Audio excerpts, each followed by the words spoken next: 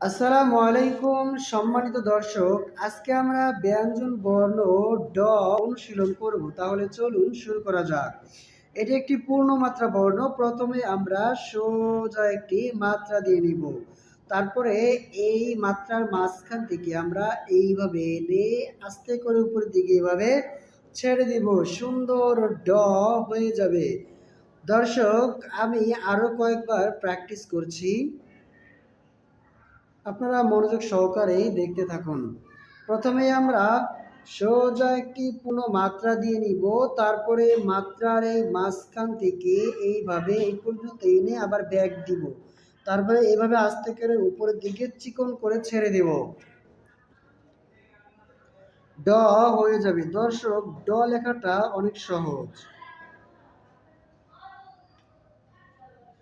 আস্তে করে উপরের দিকে ছেড়ে ছেড়ে দিলেই তাহলে এই কলমের কালিটি চিকন হয়ে যাবে আস্তে আস্তে। প্রথমে আমরা এইভাবে এইভাবে দিয়ে নিব, তারপরে এখান থেকে এইভাবে আস্তে করে ছেড়ে দিব।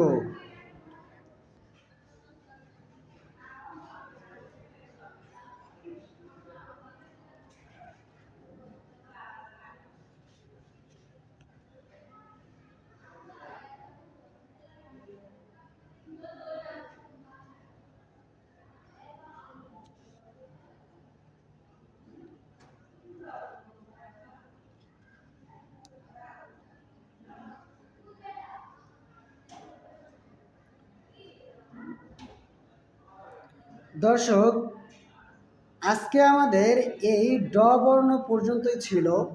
দেখা হবে আপনাদের সাথে অন্য কোনো ভিডিওতে। সেই পর্যন্ত ভালো থাকবেন। আল্লাহ হাফেজ।